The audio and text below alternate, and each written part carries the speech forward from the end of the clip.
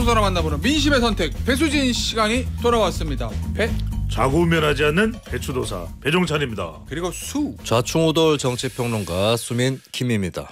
자, 여러분 김태현의 정치쇼 여론조사로 만나보는 배수진 시간을 함께 하실 건데 보시면 이거부터 좀 해보죠.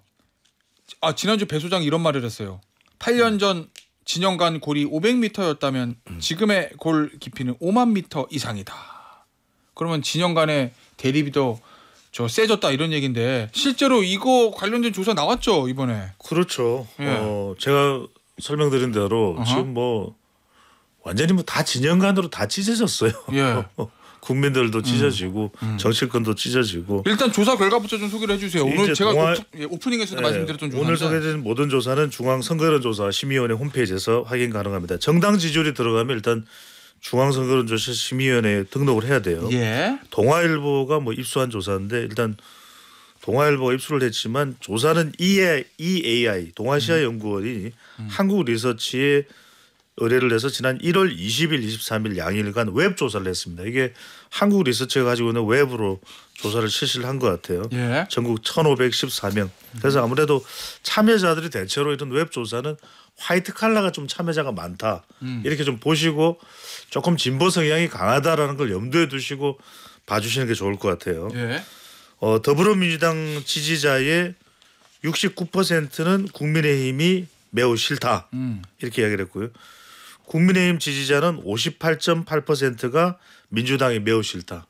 이 골이 엄청나죠. 예. 그러니까 더불어민주당 지지자는 10명 중 7명이 매우 싫답니다. 매우 싫다. 그냥 싫다가 아니라 국민의힘 지지자는 10명 중 6명이 매우 싫다. 예. 그러니까 2021년에 4년 전에 조사를 했을 때보다 상당히 늘어났어요. 이게 큰 폭으로 늘어났는데 이 국민의힘이 싫다고 응답한 사람들의 이 불호 좋아하지 않는 정도를 이제 감정으로 표현을 한 겁니다. 분노를 일으킨다. 잘못하고 있음을 따지고 싶다. 이게 국민의힘이 싫다고 응답한 사람들 이제 민주당 지지층이겠죠. 주로. 예. 39.4%. 그다음에 더불어민주당이 싫다고 응답한 사람들이 분노를 일으킨다. 잘못하고 있음을 따지고 싶다는 56%로 나타났고 예. 그다음에 역겹다. 정치권에서 안 봤으면 좋겠다. 이건 진짜 매우 싫음이구나. 그렇죠. 이건 이제 국민의힘이 싫다고 응답한 그러니까 대체로 이제 민주당 지지층이라고 봐야 되죠. 60.6%. 그다음에 더불어민주당이 싫다고 응답한 사람들은 역겹다. 정치권에서 안 봤으면 좋겠다. 44%나 됩니다. 와. 근데 이제 왜 심각하냐면 예. 그럼 이게 지금 현재 그냥 일어나는 현상인가? 제가 계속 그럴 건가? 5만 미터라고 그랬잖아요. 예. 1년 뒤에는 7만 미터라는 이야기예요. 예. 지금과 비교할 때 1년 뒤 정치권 갈등이 심화될 것이라고 생각하는지 심화될 것이다. 57.8%. 와. 수미킴. 네. 이거 왜 이렇게 정치 양극화가 심화됐어요? 그리고 1년 뒤엔 더 심화될 거로 사람들은 보고 있을까요? 네. 일단 참고로 이 양극화가 어떤 양극화인가라고 했을 때 진영의 양극화다. 정확하게는. 그러니까 정책적 양극화가 아니라 그렇지. 네, 사실 EAI에서도 그런 보고서를 냈었어요. 정책적으로는 양당이나 양당 지지층에 크게 차이가 벌어진 게 아닌데 진영 양극화가 심해졌다. 사실 엄밀하게는 양극화라기보다는 분열. 그러니까 배종찬 수장님도 설명했듯이 골이 깊게 파였다. 거리가 멀다기보다는 네, 그렇게 표현을 할 수 있을 것 같고 이게 계속 흐름이 사실 이게 소재가 정치의 갈등의 소재를 보면은 예를 들어서 세금이 갈등의 소재다. 증세냐 감세냐 이렇게 될 경우는 다양한 의견이 있을 수가 있잖아요. 맞아요. 몇 퍼센트로 세율을 할 거냐. 다양한 의견이 있을 수 있고 그다음에 어쨌든 결론이 날 수가 있어요. 중간에 절충을 한다든지 해서 그러고 또 나중에 또 더 토론해보자 이렇게 갈 수 있는데 최근에 한국 정치의 여러 주제들을 보면 사법 리스크, 내란, 배임 이런 겁니다. 그 진실이냐 거짓이냐의 문제들이 되게 많고 그리고 유전 무죄, 무전 유죄 성향들 우리 편은 무죄고 또 무전 유죄가 아니라 아군 무죄, 적군 유죄 이런 프레임들 이런 것들이 격렬하게 부딪힐 수밖에 없는 정말 그 얘기들을 듣고 있으면 평행우주에 사는 것 같은 이런 느낌이 드는 사실관계에서부터 그러니까 우리나라가 굉장히 갈등이 심한 이슈들을 보면 역사, 언론, 수사 관련 이게 다 하나의 사실관계를 도출하는 게 중요한데 예. 사실관계조차 합의가 안 되는 이런 상황이거든요. 아니 그러니까 예를 들어 증세가 맞냐 감세가 맞냐 뭐 성장이 맞냐 복지가 이건 뭐 답이 있는 건 아니잖아요. 그렇죠. 생각이 다른 그리고 건데. 절충도 할 수가 있는 거고. 근데 이제 수사나 재판에서 답이 있는 거거든요. 결국 그렇죠. 답이 나오니까. 근데 그걸 가지고 이제 그 결과를 가지고 결론이 그건 의견이 말하자면 갈린단 말이야. 토론이 안 되는 세상이 된 거죠. 그러니까 방금 전에 얘기했던 대로 증세냐 감세냐 이건 토론을 할 수가 있잖아요. 예. 그리고 그 토론 과정을 통해서 조금씩 답을 찾아가는 것인데 이건 완전히 생각이 달라요. 예. 바라보는 시각 자체가 완전히 다르기 때문에 예. 답조차 낼 수가 없는 토론이 불가능한 상황이 벌어지고 있다 이렇게 볼 수 있는데 예. 지금 이 조사에서 또 하나 더 소개해드리면 정치 양극화 속에서 개헌평가 좀 소개를 해드릴까요? 예. 같은 조사입니다. 예. 근데 이거는 왜 비교를 해드리냐면 예. 같은 동아시아 연구원 조사인데 비상계엄 선포에 대한 평가도 보면은 비상계엄에 대한 이 평가가 잘못한 일이다가 72.9% 예. 9%고 그 다음에 탄핵에 찬성한다는 의견은 64.9%로 비교적 최근에 나오는 조사 결과보다 높아요. 근데 아까 제가 말씀드렸듯이 이것이 웹 조사고 패널 형태의 조사일 텐데 그렇게 되면은 상당히 화이트 칼라 참여가 많아서 좀 더 이런 현상이 나타난다 볼 수 있는데 그런데 여기서도 완전히 반대로 엇갈려요. 더불어민주당 지지자는 97%가 비상계엄 잘못했다 이렇게 얘기하는데 국민의힘 지지자는 42%가 잘한 일이다. 또 잘못한 일이라는 응답은 32%니까 예. 국민의힘 지지층에서는 잘한 일이다가 잘못한 일이보다 높아요. 그러니까 이렇게 또 국민의힘 내부로 들어가면 이게 민주당에서 이야기하는 의견이나 전체 의견하고는 다르다는 상황. 그다음에 이게 지금 1월 22일부터 23일 조사인데 오늘이 벌써 날짜가 11일이죠. 그러니까 지금은 또 상황이 또 상당히 좀 변화가 있는 예. 그런 상황일 수도 있다라는 거죠. 이게 지금 뭐 아무래도 조사 시점상 이 비상계엄이나 탄핵 정국의 영향이 좀 크겠죠. 요런 요 결과가 이렇게 나오는데 그럼 이거를 봐서 추론을 해보면 이 탄핵 심판 이후에 결과가 나올 거 아니에요. 인용이나 된 기각이든 그러면은 인용이든 기각의 결과가 나오면은 이게 다 자기가 생각하는 것과 다른 결과가 나왔더라도 뭐 혼자서 그렇게 결정했으니까 맞겠지 하고 좀 골이 좀 좁아지고 순응할 거로 보입니까? 아니면 이게 말이 돼 하고 네. 골이 더 깊어질 거로 보세요? 이게 골이 탄핵 찬성 반대 사이에 골이 깊어진다기보다는 예. 그 인정하는 사람과 안 하는 사람, 그러니까 자신이 원래 예상했다거나 예. 바랬던 결과와 다르게 나온 사람들로 국한했을 때 그 예. 안에서 또 골이 파일 거라고 봐요. 아. 한쪽에서는 내가 이거 예상을 못했는데 이렇게 판결 내용을 좀 보니까 뭐 그렇구나. 이럴만 하구나라고 예. 생각하는 사람들이 있을 것이고 아하. 근데 그 사람들이 어느 정도나 될지는 예. 저도 아직은 잘 모르겠어요. 그때가 가봐야 될 것 같은데 예. 근데 그 사람들이 아닌 나머지 사람들은 야 이거는 판결이 잘못되었다. 역시나 헌법재판소가 잘못했다. 예. 이렇게 또 그 내부에서 골이 파이겠죠. 아니 예전에는 우리가 저 수사나 재판 같은 경우에 물론 뭐 결과가 나왔을 때 반대하고 비판하고 비난하는 사람들이 있긴 하지만 그래도 어느 정도 정리가 됐었거든요. 야 사법부의 판단인데 뭐 존중해야지 이렇게. 이번에는 그게 작동할 거로 봅니까? 아니면은 저항이 더 세질 거로 봅니까? 근데 어떤 결과가 나오죠? 그게 꼭 정리된 게 아닌 게 이게 그래요? 판결이라는 건 사실관계를 반영해서 하는 거잖아요. 예. 그렇지만 정치적으로 민감한 사건에 대해서는 항상 한 30% 정도나 나는 그 판결 인정 못했다. 사실 박근혜 전 대통령 예. 탄핵 판결에 대해서도 한 30%대에서 탄핵은 잘못된 거였다라고 얘기를 하거든요. 예. 그 사람들은 아마 박근혜 전 대통령이 20년 징역형 받은 거에 대해서는 더더욱 동의를 못할 거예요. 그런 의미에서 30% 이상의 저항층은 남아 있을 수도 있다. 근데 다만 역대의 판결이라든지 수사를 판결 관련해서 했던 여론조사들을 보면 판결 결과와 반대인 것이 다수 의견인 적은 없었습니다. 그게 국민의힘 쪽 재판이든 민주당 쪽 재판이든 어쨌든 그럼 다수는 우리 국민의 다수는 그동안 판결의 결과를 네. 좀 순응하고 받아들였다 이런 말씀이세요. 네. 알겠습니다. 이 얘기 좀 해보죠. 이 배 소장 앞서 얘기했던 이 동아시아 연구원하고 한국 리서치 조사 여기서 보수층의 분화가 확인됐다 이런 분석도 나오는 그렇죠. 거 분화가 무슨 얘기예요? 확인되죠. 그러니까 이제 강성이냐 또는 온건이냐 예. 아니면은 2022년 대선에서 윤석열 후보에게 투표했던 사람들도 다 정도의 차이가 있는 거예요. 이념 정도가. 이제 점수를 매겨보라고 그랬어요. 윤석열 대통령에 대한 점수를 0점에서 100점으로. 그랬더니 강성보수청은 상당히 윤석열 대통령에 대한 충성도가 높은 편입니다. 0점에서 100점 중에서 점수를 평균을 매겼더니 강성보수청은 78.49점. 예. 그다음에 온건보수청은 54.42점. 또 윤석열 대통령에 투표했던 사람들 중에서 중도층은 34.87점이니까 상당히 이탈돼 있죠. 그런데 문제는 이거예요. 문제는 지금 온건보수층에서도 점수를 낮게 매기거나 중도층에서 이탈한 사람들이 목소리를 지금 낼 수 있는 상황이냐 어려워요. 워낙 고립이 있기 때문에 진영 간 블랙홀이 작동됐다는 것이고 또 하나가 이제 부정선거를 물어본 게 굉장히 흥미로운 조사 결과였습니다. 예. 일각에서 그런 이야기를 하잖아요. 아니 지난 대통령 선거는 윤석열 후보가 이겼는데 그걸 왜 부정선거라고 주장을 하는 이유가 뭐야 이렇게 생각하실 수 있잖아요. 그런데 윤 대통령이 당선됐던 2022년 대선의 공정성에 대해서 1에서 4점 점수가 높을수록 불공정입니다.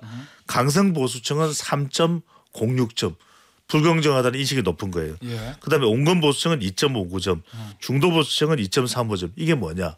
강성보수청은 부정선거만 아니었던 더 큰 차이로 이겼을 텐데 부정선거였기 때문에 0.73%로 좁혀졌다고 생각하는 거죠. 알겠습니다.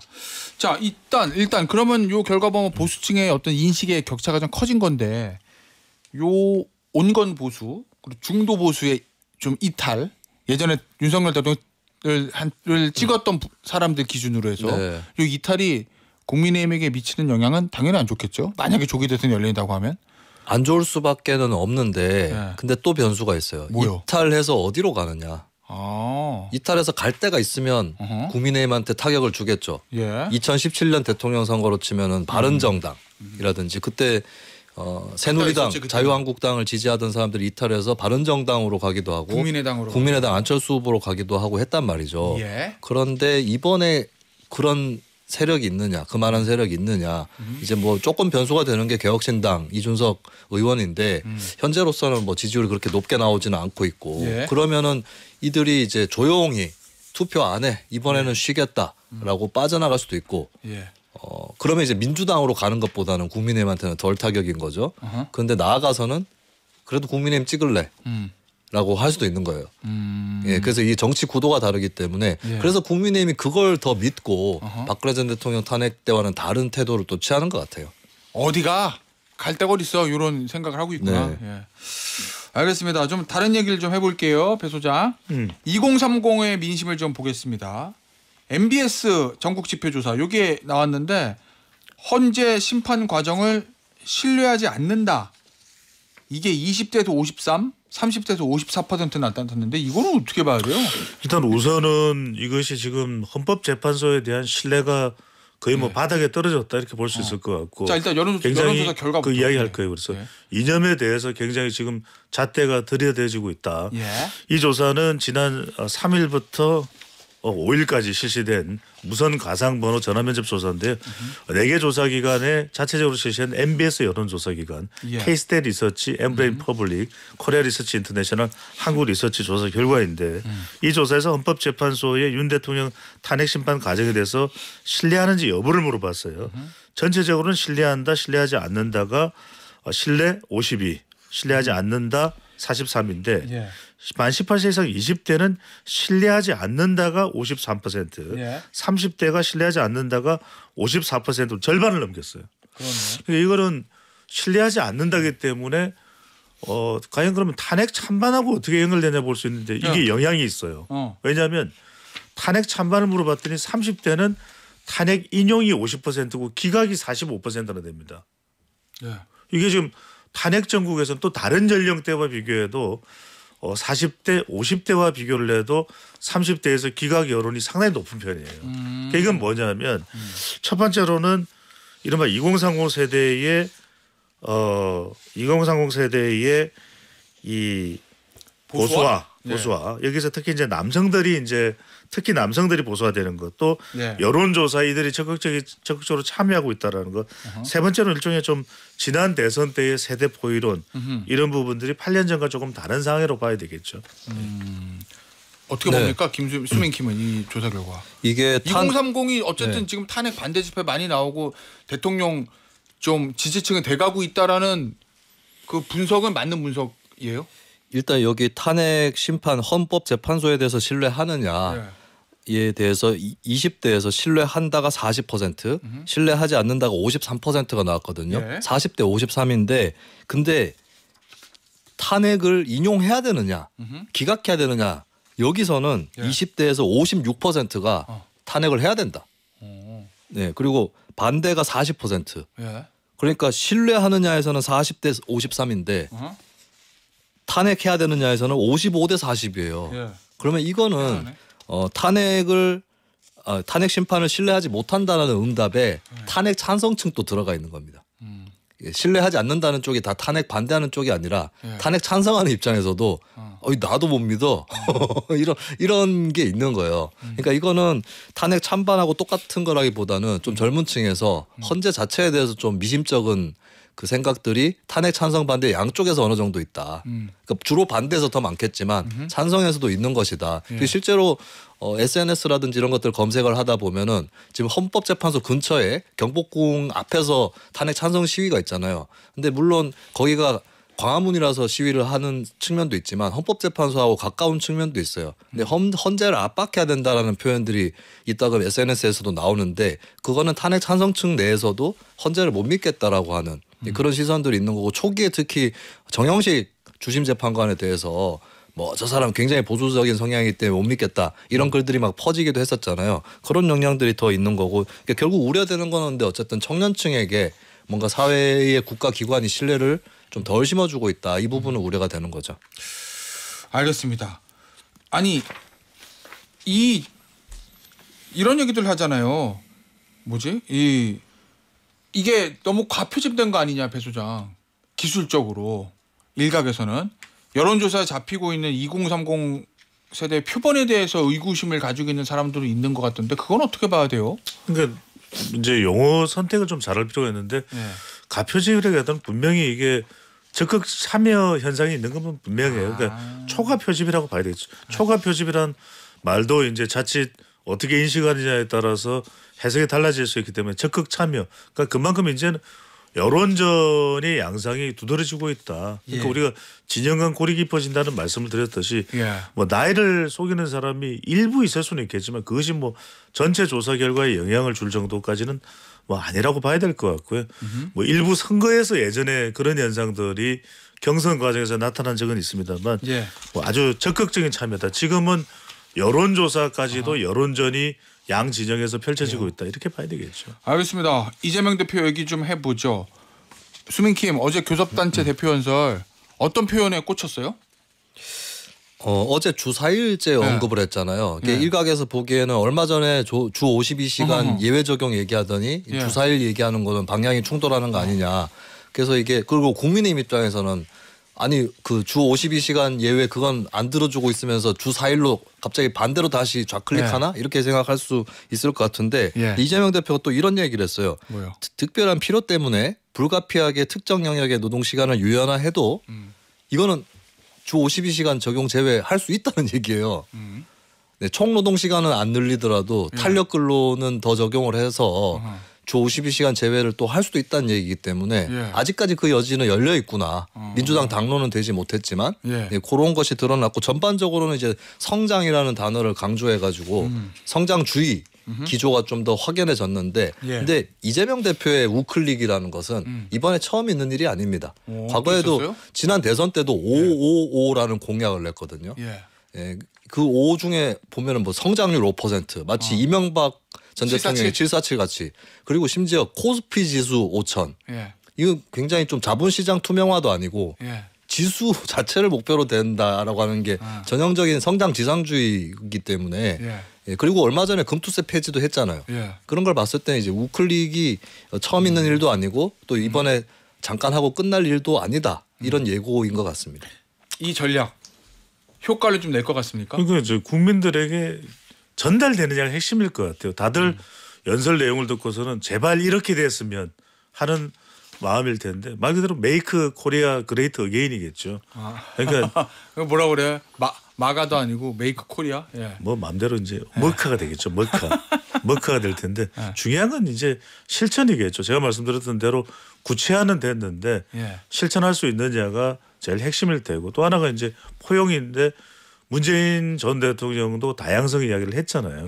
힘도 이재명 대표에게 실어주면서 그 말 속에 뼈가 있는 거예요. 다양해라, 끌어안아라. 그러니까 박용진, 김경수 이런 사람들을 끌어안을 수 있고 좀 유시민, 박지원 이런 분들을 좀 가라앉힐 수 있느냐 이재명 대표가 그게 핵심이라고 봐야 되겠죠. 수민킴 지금 말이 나왔으니까 죄송합니다. 문재인 전 대통령이 등장했잖아요. 메시지를 냈어요. 네. 저 윤석열 지금 대통령 검찰총장 시킨 거 내가 잘못한 거다 미안하다.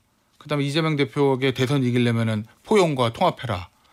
지금 이 타이밍에 등장한 의도는 뭐라고 봅니까? 일단 본인 책임을 어느 정도 인정을 해서 그러니까 최근에 특히 친명 지지층 사이에서 문재인 전 대통령이 잘못했다. 이게 굉장히 많이 대두되고 있거든요. 그래서 지난 대선 졌다. 예, 그래서 이제 그걸 어느 정도는 인정을 해서 통합을 해보겠다. 뭐 이런 의도이겠죠. 근데 지금 중요한 게 근데 문재인 이재명 전현직 당의 지도자 간의 화합이 중요한 것인가. 왜냐하면 문재인 전 대통령 우호적인 사람들은 이미 이재명 대표 지지층으로 대부분 편입돼 있는 거거든요. 그러면 이제 외연 확장이 안 되고 있는 이유가 두 사람 간의 화합이 안 돼서 혹은 친문 친명의 화합이 안 돼서는 아닌 것이죠. 아직까지 들어오고 있지 않은 저 들판에 있는 사람들을 보고 가야 되는데 거기까지 가는 거는 이제 문재인 전 대통령이 그렇게 한다고 해서 되는 일은 아니다. 예, 이거를 이제 민주당이 유념해야 되겠죠. 임종석 전 실장이랑 김경수 전 지사 메시지가 특히 이제 임종석 전 실장의 메시지가 셉니다. 배 소장. 그렇죠. 주변에 있는 사람들을 이제 아첨꾼이라고 했으니까 이재명 대표 주변에서 상당히 당에서 중요한 역할을 차지하고 있고 또 이른바 친명, 찐명이라고 불리는 사람들에 대해서 직격을 한 거죠. 근데 바로 이런 부분일 거예요. 이걸 얼마나 이재명 대표가 가시적으로 아까 제가 말씀드렸듯이 최근에 유시민 작가는 품평회를 했잖아요. 그런 부분에 대해서 에이 그러지 말아요. 이렇게 과연 이재명 대표가 박지원 의원에 대해서도 아이 그 김태현 정치쇼 나가서 왜 그래요? 이렇게 이제 하는 거를 할 수 있느냐 없느냐. 말투가 비슷한 것 같아요. 똑같네. 이게 이제 메이크 코리아 그레이트 어게인의 진정성이겠죠. 알겠습니다. 어쨌든 조기 대선이 열리면 어느 쪽이든 저 지지층 다 통합하고 중도 확장하는 거 이게 중요하겠죠. 그걸 하는 쪽이 이길 거고 못하면 지는 거고 뭐 그렇습니다. 지지층은 필수 조건이고 중도 확장은 충분 조건이다. 맞나? 어쨌든 그래야 되는 거예요. 다해야 필요 충분 조건이죠. 그래야 대선에 이길 수 있다. 배소진 여기서 마무리하도록 할게요. 배종찬 소장, 김수민 평론가였어요. 감사합니다. 고맙습니다.